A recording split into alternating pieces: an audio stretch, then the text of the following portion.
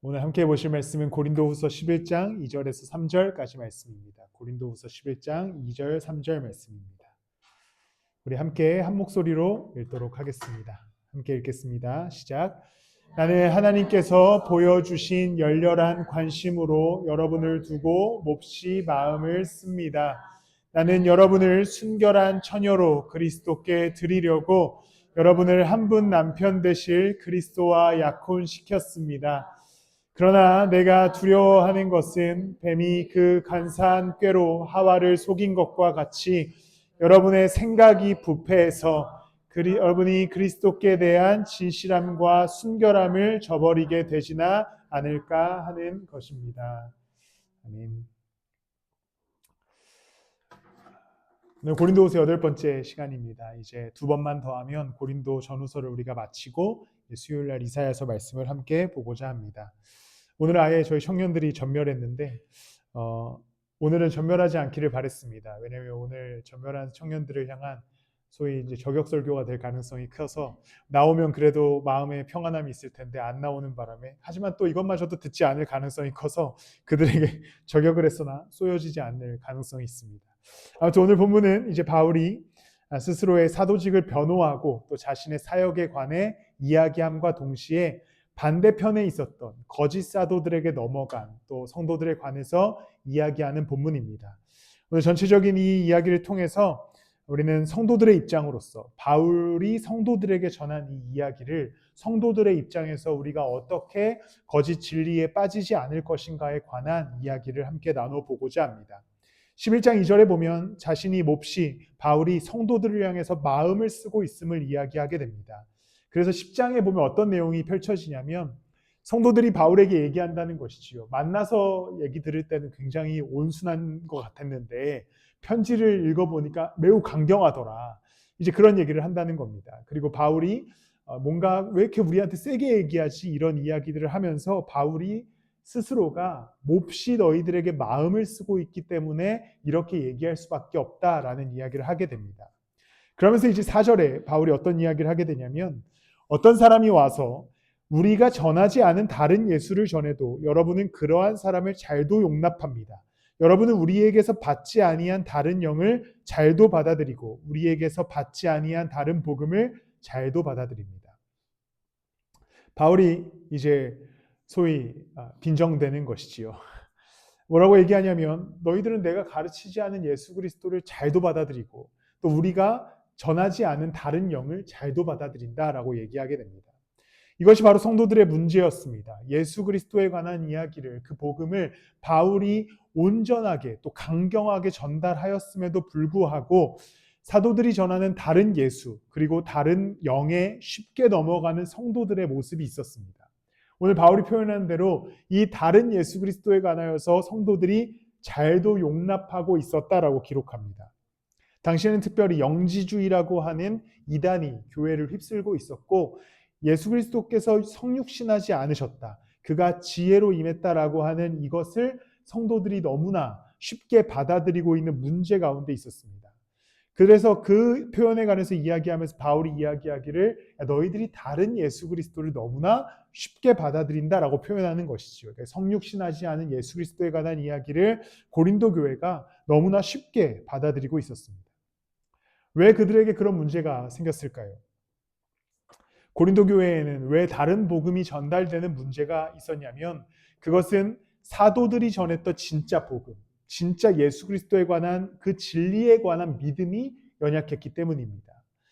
복음의 그 강경함, 그리고 바울이 전했던 복음의 그 강한 태도를 그대로 성도들이 받아들이고 그 믿음 안에서 바울이 붙들었던 그 믿음과 같이 거하고 있었다면 아마도 성도들의 믿음은 흔들리지 않았을 겁니다.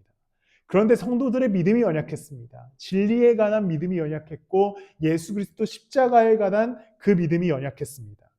그렇기 때문에 이 다른 복음, 그리스도와의 진리와 다른 것이 선포되었을 때 그들은 쉽게 흔들리고 거기에 빠질 수밖에 없었던 것이지요. 우리의 신앙은 늘 이것을 주의할 수 있어야 됩니다. 심지어 우리는 초대교회와 다르게 성경이 남아있는 시대를 살아갑니다. 초대교회는 바울의 편지를 의존했지만 우리는 살아있는 하나님의 말씀을 성경으로 66권으로 묶어서 읽어나갑니다. 그런데 우리는 이 성경이 살아있는 시대를 지나가지나 메시지를 어느 때나 쉽게 들을 수 있는 환경에 노출되어 있지만 언제든지 예배에 참석할 수 있고 어떠한 핍박도 없이 그리스도의 진리에 관해 들을 수 있는 시대를 살아가지만 우리는 언제나 관습대로 그리고 흘러가는 대로 예수 그리스도를 따라가기 시작합니다. 그러다 보면 우리에게 또 동일한 문제가 생기는 것이지요. 고린도 교인들이 다른 예수 그리스도에 관한 이야기에 쉽게 넘어간 것처럼 우리도 다른 복음에 넘어갈 그러한 쉬운 조건에 처하게 됩니다. 그런데 이것은 단순히 이단을 의미하는 것은 아닙니다. 예수 그리스도를 따라감에 있어서 우리가 진짜 그리스도를 따라가는 것이 무엇인가? 정말 예수 그리스도의 십자가를 짊어지고 살아가는 삶은 무엇인가에 대해서 그것에 대한 깊은 묵상이 없이 아주 가볍게, 아주 우리가 해온 습관대로, 그리고 그냥 우리가 옳다 여기는 대로 예수 그리스도를 따라가는 것이 바로 다른 예수 그리스도를 따라가는 것이죠.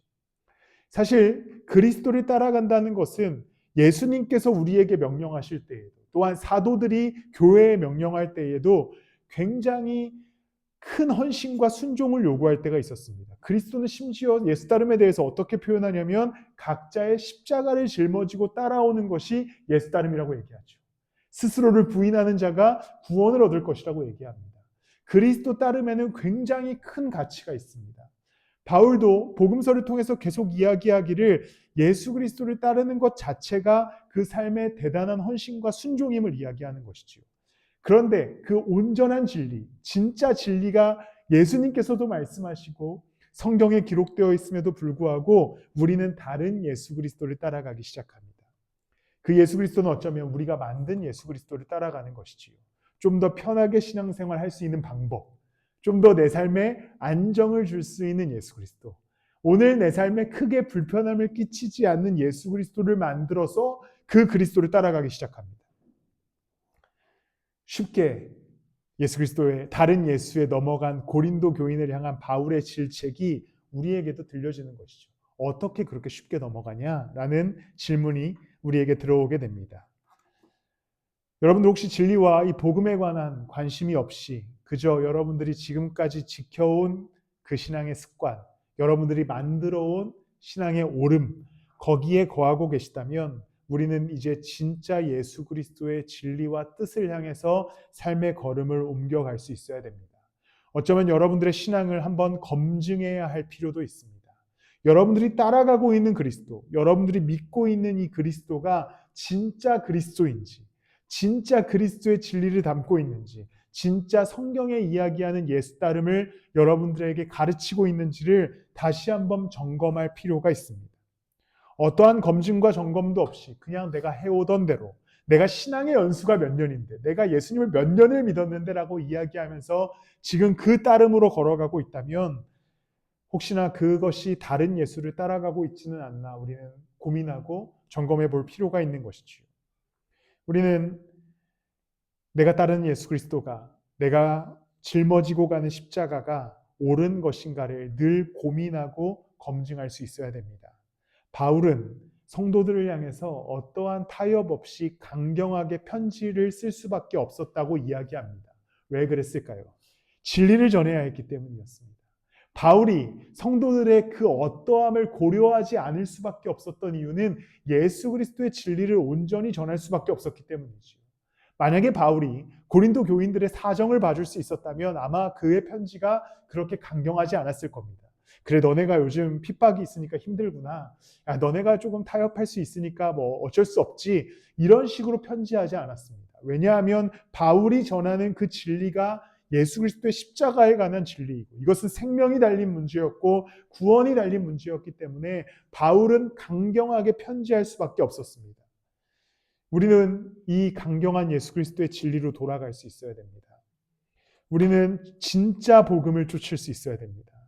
가짜 예수 그리스도의 속아, 가짜 예수 그리스도라는 표현이 뭔가 과하게 들리지만 가짜인 신에 속아서 우리가 그리스도를 따라가고 있다라고 하는 착각에 빠져서는 안 됩니다. 진짜 성경에서 이야기하는 예수 따름, 진짜 예수 그리스도가 당시 제자들과 우리들에게 전달했던 그리스도 따름의 의미, 그리고 성경에 기록된 예수 따름이 우리에게 가져다주는 삶의 변화를 우리는 온전히 기억하고 깨달으며 삶의 걸음을 옮겨갈 수 있어야 되는 것이지요. 또한 11장 후반부에 19절과 20절 말씀을 이렇게 얘기합니다. 여러분은 어지간히도 슬기로운 사람들이어서 어리석은 사람들을 잘도 참아줍니다. 누가 여러분을 종으로 부려도, 누가 여러분을 잡아먹어도, 누가 여러분을 골려도, 누가 여러분을 얕보아도, 누가 여러분의 뺨을 때려도 여러분은 가만히 있습니다. 바울이 이렇게 얘기합니다. 야, 너네 참 어지간히도 슬기롭다. 너무나 슬기로운 사람들이라 누가 너희들을 종으로 잡고 뺨을 때리고 골리고 잡아먹어도 그냥 가만히 있는구나 라고 바울이 사실 대단히 비꼬는 말투를 쓰는 겁니다. 이것은 또한 우리의 모습처럼 느껴집니다. 우리는 신앙의 경륜과 또 신앙의 이 경력이 내가 신앙생활을 많이 알고 있다라고 착각하게 만듭니다. 야, 이 정도 했는데, 야, 내가 몇 년을 했는데, 아마도 여기에는 제 인생만큼 신앙생활 하신 분들도 계실 테니까요. 또 우리 청년들도 아마 이런 생각을 하고 있을 수 있습니다. 내가 지금 몇 년째 예수님 따르고 있는데, 내가 모태신앙인데, 내가 교회에서 이것도 해봤고 저것도 해봤는데, 그러면서 스스로 착각하기 시작하는 것이죠. 난 슬기로운 사람이야. 나는 예수 따름을 잘 알고 있어. 내가 이렇게 예수 그리스도를 따르는 방식이 옳아. 우리는 이러한 착각에 빠지고 그리고 나서 우리는 세상을 허용하기 시작합니다. 세상아 나에게 다 와라. 난 예수님 잘 따라가고 있다라는 착각에 빠지는 것이지요. 그냥 스스로를 변호하기 위해서 스스로의 신앙의 연수를 생각합니다. 스스로를 변호하기 위해서 스스로가 해왔던 신앙의 습관을 이야기하기 시작하는 것이죠. 진짜 예수 그리스도의 그 진리, 예수 그리스도의 그 은혜, 그리스도께서 우리에게 명령하시는 것에 대해서는 전혀 귀 기울이지 않고 그저 지금까지 스스로가 해왔던 신앙의 습관과 관습에 얽매여 있다가 스스로 옳다 생각하는 중에 어느 순간 세상의 풍랑에 휩쓸려 버리는 우리의 인생을 경험합니다. 보통 운전할 때 제가 느끼기에는 초보 운전자들에게는 그렇게 큰 사고가 나지 않는 것 같습니다. 왜냐하면 사고가 나도 그냥 이렇게 주차하다가 살짝 긁거나 벽을 치는 정도지 대형 사고를 초보 운전자들이 내지는 않는 것 같습니다. 오히려 운전을 좀 잘한다고 생각하는 사람들이 또 그래서 약간은 과격하게 운전하는 사람들이 그리고 쉽게 이렇게 불법을 행하는 방법을 잘 아는 사람들이 어느 정도의 불법을 행하다가 사고를 내는 거죠. 왜냐하면 유턴이 안 되는 곳이지만 보통 초보 운전자분들은 유턴이 안 되는 곳에 유턴을 하지 않거든요. 하지만 이제 저와 같은 사람들은 저희 아내가 제가 사는 곳이 인천 청라인데 인천 청라에서 가장 불법 유턴을 많이 하는 사람이 저일 거라고 얘기하기도 하지만 왜냐하면 거기에 유턴하는 데가 많이 없습니다. 그래가지고 엄청 돌아가야 돼가지고 종종 합니다. 아주 가끔씩이요. 그러니까 왜 사고가 납니까? 스스로 잘한다고 생각하는 거거든요. 스스로 여기서 해도 괜찮아. 이 정도는 괜찮아 라고 생각하다가 사고가 납니다. 그런데 우리가 예수 따름을 그렇게 묵상하는 것이죠. 나 이 정도 했는데 내가 예수님 이만큼 믿어왔는데 내가 지금까지 신앙생활 이렇게 했는데 나 제자훈련도 받았고 나 성경도 몇 독했고 내가 수없이 많은 예배에 참여했고 지금까지 많은 부흥회와 수련회를 참석했는데 내가 지금처럼 하는 게 옳아라고 생각하는 것이죠. 내가 하고 싶은 대로 내가 따르고 싶은 대로 내가 믿고 싶은 대로 믿는 것이 옳다고 생각합니다. 슬기롭다고 생각하는 것이죠. 그런데 어느 순간 우리는 세상의 종이 되어버려 있습니다. 세상에 뺨을 맞고 있어요. 세상에 끌려다니고 있습니다. 세상에서 수많은 뺨을 맞는데도 우리는 이렇게 생각합니다. 난 지금 잘하고 있어. 나는 신앙생활 충분히 잘하고 있어. 원래 이렇게 하는 것이 옳은 습관이야 라고 얘기하기 시작하는 것이죠. 그러면서 세상에 뺨을 맞을 때도 우리는 곧 또 잘 주님께서 해결해 주시겠지라는 생각을 하게 되는 것입니다. 때로는 염려와 불안에 뺨을 맞기도 합니다. 그런데 우리는 그냥 맞고 있지요. 때로는 세상의 바쁨에 뺨을 맞기도 합니다. 그런데 우리는 그냥 바쁜 대로 살아가요. 예수 그리스도를 따르는 것이 가장 후순위에 위치하게 됩니다. 왜냐하면 우리는 계속해서 그렇게 예수를 따라왔거든요. 그리스도의 진리와 그 말씀을 잊어버린 채로 스스로 슬기롭다 여기며 예수님을 따라가고 계시진 않으십니까? 그러다 보면 우리는 쉽게 세상의 이야기와 세상의 가치에 잡아먹히고 또 내 삶에 잡아먹혀서 그리스도가 없는 채로 살아가는 자와 같이 살아가게 됩니다. 고린도 교인들은 바울에게 직접적인 배움을 받았던 사람들입니다.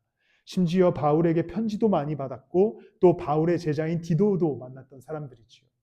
그들은 아마 스스로가 잘 알고 있다고 생각했을 겁니다. 야, 우리 정도면 신앙생활 잘하고 있지. 우리 예수님의 진리를 충분히 많이 알고 있어 라고 착각하고 있었을 겁니다. 그러다 보니까 그들의 그 공동체에 들어온 그리스도가 아닌 다른 진리에 쉽게 넘어갈 수밖에 없었습니다. 스스로 슬기롭다 여기며 하나님의 말씀을 뒤로 미루지 않으시기를 바랍니다. 종종 성경을 읽지 않는 것들을 보면서 좀 마음이 아플 때가 있습니다. 그렇다고 해서 제가 강제로 성경을 읽히거나 하진 않지만 왜 마음이 아프냐면 우리는 성경을 생명책이라고 얘기합니다. 또 성경에는 구원의 진리가 담겨져 있다고 얘기합니다. 그런데 우리는 성경을 읽지 않죠. 왜냐하면 삶이 바쁘다는 핑계를 대기 시작합니다. 그런데 생명의 이야기를 삶의 바쁨의 문제 때문에 뒤로 미루는 게 사실 모순이죠. 우리를 구원해 주시는 예수 그리스도의 이야기가 담겨져 있는데 이것이 내 삶이 지금 힘들다는 이유로 뒤로 미루는 건 사실 모순입니다. 근데 우리가 신앙생활을 그렇게 해왔거든요. 예배를 그렇게 드려왔거든요. 그렇게 기도 생활을 해왔거든요. 그러니까 우리는 점점 예수 따름이 삶의 무가치한 것으로 변해버립니다. 생명과 구원의 이야기를 우리의 삶에 굉장히 무가치한 이야기로 변질시켜버리는 우리의 신앙을 발견합니다. 그런데 예수 그리스도는 우리의 삶의 가장 귀하고 복된 진리이자 가치입니다. 내가 지금까지 어떻게 예수를 따라왔던지 상관없이 진짜 예수 그리스도를 성경과 말씀 가운데 발견해 나가시기를 소망합니다.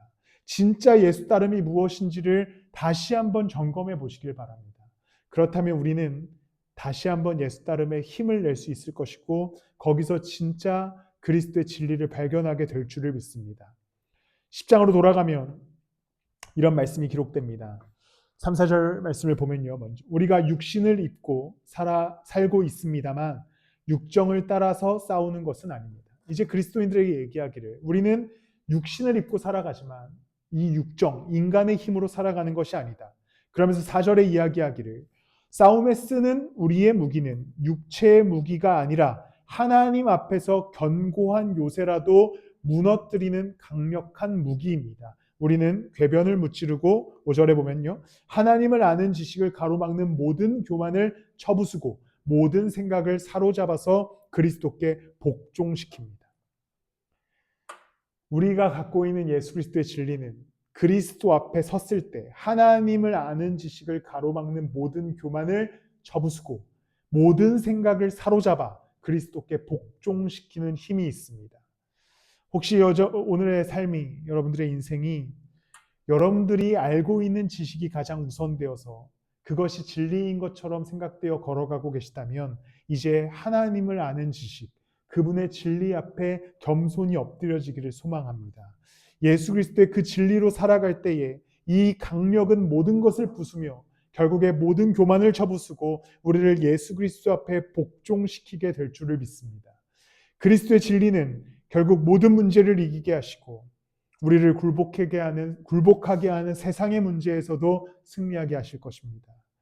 여러분들이 겸손하게 복음 앞에 서셨으면 좋겠습니다.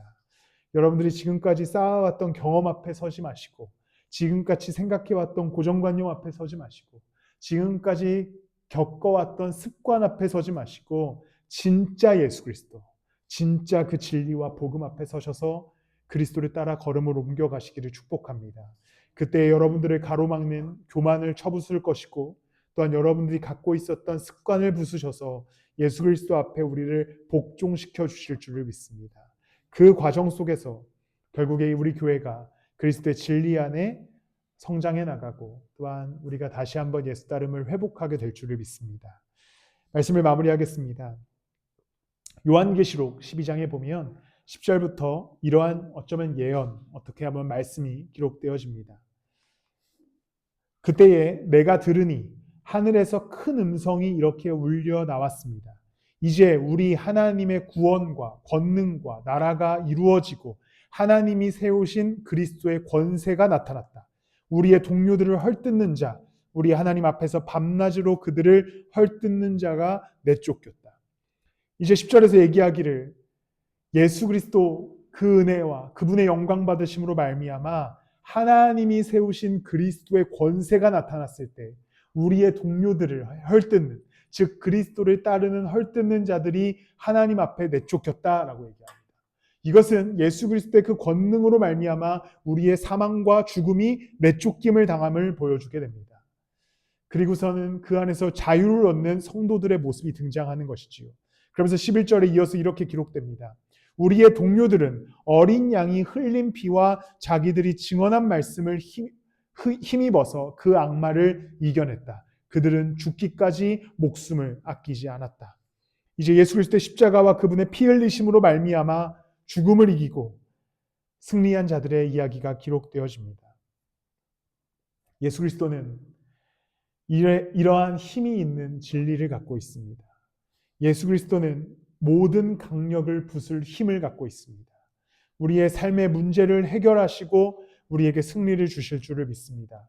왜냐하면 그는 결국에 죽음과 사망을 이기셨기 때문입니다. 우리가 그분의 피와 능력을 힘입어서 이 땅에서의 삶의 걸음을 옮겨갈 때에 우리는 세상에 있는 자와 같이 살다가 세상에 뺨 맞고 세상에 끌려다니며 세상의 종이 되는 인생이 아니라 십자가의 능력을 힘입어 승리하고 죽음과 사망을 내쫓은 자와 같이 이 땅에서의 걸음을 옮겨가게 될 줄을 믿습니다. 지금까지 여러분들이 가지고 왔던 그 습관들 그리고 신앙의 오해들을 말씀 앞에서 낱낱이 파헤쳐 보시기를 소망합니다. 예수님께서 우리에게 무엇을 말씀하고 계시는가? 성경 속에서 어떠한 이야기를 우리에게 전달하고 계시는가를 함께 묵상함으로 그 진리를 따라 십자가를 따라 온전히 걸어가는 저와 여러분들이 되시기를 예수 그리스도의 이름으로 축복합니다. 우리 이제 한 번 더 찬양하실 텐데요. 완전하신 나의 주 아까 함께 했던 찬양하실 때에 이 찬양의 가사를 보면 예배하기를 원하는 자들이 행하신 모든 일에 찬양하며 고백을 드리게 됩니다. 예수 그리스도의 십자가를 묵상하며 그분의 십자가가 우리를 구원하여 주셨고 그것이 우리의 예배의 이유가 되었습니다. 예배라고 하는 것은 우리의 습관과 관습에 따라 어떠한 선택의 문제가 아닙니다. 그분이 행하신 일로 말미암아 우리에게 주어진 하나님의 선물과 같은 것이 예배입니다. 이 시간 우리 함께 이 찬양할 때에 우리를 다스리시는 또 우리를 예배하게 하시는 하나님을 함께 찬양하며 나아가겠습니다.